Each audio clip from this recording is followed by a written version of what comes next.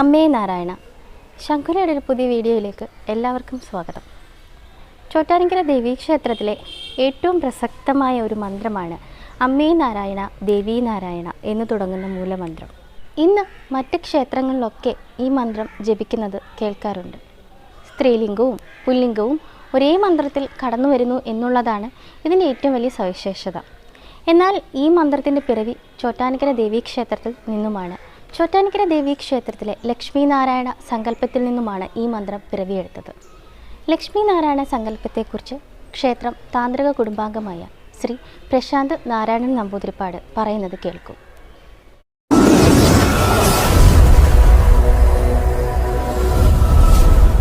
നമസ്കാരം.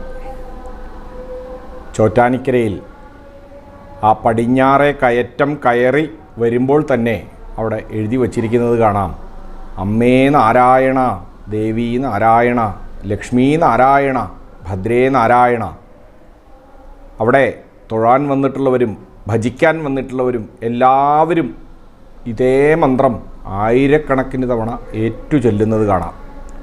അമ്മയുടെ നാമം എപ്പോൾ ജപിക്കുന്നു, അപ്പോൾ നാരായണൻ്റെ നാമം കൂടെ ജപിക്കുന്നതായിട്ട് കാണാം. എന്താണത് അതിൻ്റെ വിശേഷം എന്നാണെങ്കിൽ, ചോറ്റാനിക്കരയിൽ ഭഗവതി സ്വയംഭൂവായിട്ടാണ് വിരാജിക്കുന്നത്. സ്വയംഭൂ എന്ന് പറഞ്ഞാൽ ഭൂമിയിൽ നിന്ന് തനിയെ മുളച്ചു വന്നതായ ഒരവസ്ഥ. രുദ്രാക്ഷശിലയിലാണ് ആ ഭഗവതി അവിടെ വിരാജിച്ചു കൊണ്ടിരിക്കുന്നത്. നമ്മൾ സാധാരണ പന്തീരടി പൂജയ്ക്ക് ശേഷം തൊഴാൻ വരുമ്പോൾ ആ ഗോളകയൊക്കെ ചാർത്തി സർവാഭരണ വിഭൂഷിതയായി തിരുവാഭരണങ്ങളുമൊക്കെ ചാർത്തിയിട്ടുള്ളതായ ഒരു രൂപമാണ് നമുക്ക് കാണാനായിട്ട് സാധിക്കുക. എന്നാൽ ആ യഥാർത്ഥ വിഗ്രഹം കാണണമെങ്കിൽ നിർമാല്യ സമയത്ത് ദർശനത്തിന് ചെല്ലുന്ന സമയത്തോ അല്ലെങ്കിൽ അഭിഷേക സമയത്ത് ദർശനത്തിന് ചെല്ലുമ്പോഴാണ് ആ വിഗ്രഹം പൂർണ്ണമായിട്ട് കാണാൻ സാധിക്കുക. ആ ഭൂമിയിൽ നിന്ന് തനിയെ മുളച്ചു വന്ന രുദ്രാക്ഷശിലയിലാണ് ഭഗവതി അവിടെ വിളയാടിക്കൊണ്ടിരിക്കുന്നത്. ഏതാണ്ട് ഒരാൾ പൊക്കത്തിൽ ആ ഭഗവതിയുടെ വിഗ്രഹം യഥാർത്ഥ വിഗ്രഹം നമുക്ക് കാണാനായിട്ട് സാധിക്കും.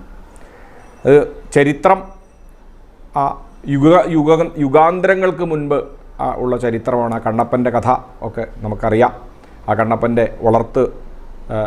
മകളുടെ വളർത്ത് മൃഗമായിരുന്ന ഒരു പൈക്കുട്ടിയുടെ കഥയൊക്കെ അറിയാം. ആ പൈക്കുട്ടിയാണ് ഇന്ന് നമ്മൾ കാണുന്ന ഭഗവതിയായി മാറിയിരിക്കുന്നത് എന്നാണ് ഐതിഹ്യം. ആ കഥ എല്ലാവർക്കും അറിയാമെന്ന് ഞാൻ വിശ്വസിക്കുന്നു.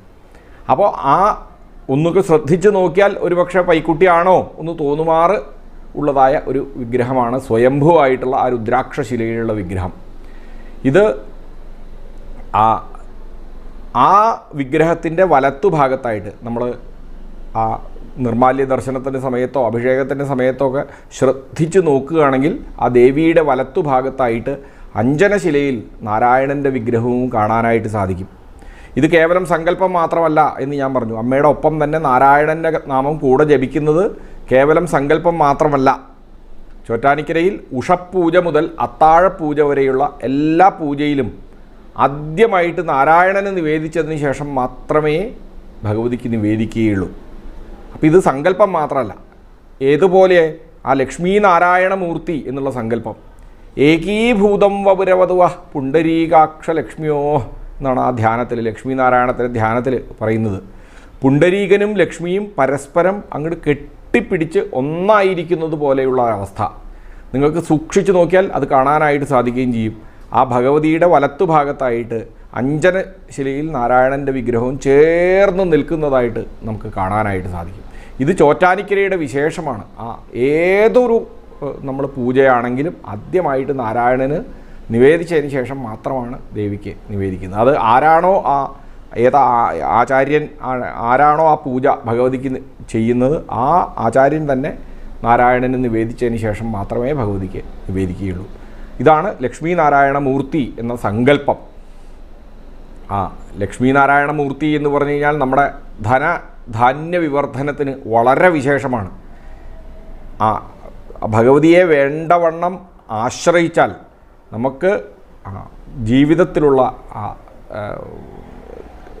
സമ്പത്തിന് യാതൊരു മുട്ടും ഉണ്ടാവില്ല. മറ്റ് ചോറ്റാനിക്കരയിലെ മറ്റ് വിശേഷങ്ങൾ നമുക്ക് അറിയാമല്ലോ. കീഴ്ക്കാവിൽ ഭഗവതിയുടെ അനുഗ്രഹത്താലുള്ള ആ ഉന്മാദ രോഗങ്ങളിൽ നിന്നുള്ള ആ മുക്തി നേടലൊക്കെ ചോറ്റാനിക്കരയുടെ വിശേഷമാണ്. ഈ ലക്ഷ്മി നാരായണ, ഈ അമ്മയുടെ നാമം കൂടെ ജപിക്കുമ്പോൾ നാരായണൻ്റെ നാമം കൂടെ ജപിക്കുന്നതിൻ്റെ കാര്യം ഇതാണ്. അവിടെ ലക്ഷ്മി നാരായണ മൂർത്തിയായിട്ടാണ് അവിടെ വിരാജിച്ചുകൊണ്ടിരിക്കുന്നത്. സാമ്പത്തിക ബുദ്ധിമുട്ട് അനുഭവിക്കുന്നവർ ദർശനം നടത്തേണ്ട പ്രധാനപ്പെട്ട ക്ഷേത്രങ്ങളിലൊന്നാണ് ചോറ്റാനിക്കര ഭഗവതി ക്ഷേത്രം എന്ന് പറയുന്നതിൻ്റെ പിന്നിലുള്ള കാരണവും ഇവിടുത്തെ ലക്ഷ്മി നാരായണ സങ്കല്പം തന്നെയാണ്. ഇന്നത്തെ വീഡിയോ എല്ലാവർക്കും ഇഷ്ടമായെന്ന് പ്രതീക്ഷിക്കുന്നു. ഇഷ്ടമായെങ്കിൽ വീഡിയോ ഒന്ന് ലൈക്ക് ചെയ്യണം, ചാനലൊന്ന് സബ്സ്ക്രൈബ് ചെയ്യണം. ചോറ്റാനിക്കര അമ്മയുടെ മണ്ണിൽ നിന്നുമാണ് നമ്മൾ ഓരോ വീഡിയോയും പ്രിയപ്പെട്ട പ്രേക്ഷകർക്ക് വേണ്ടി സമർപ്പിക്കുന്നത്. പുതിയ വിശേഷവുമായി വീണ്ടും കാണാം. നന്ദി, നമസ്കാരം. അമ്മേ നാരായണ.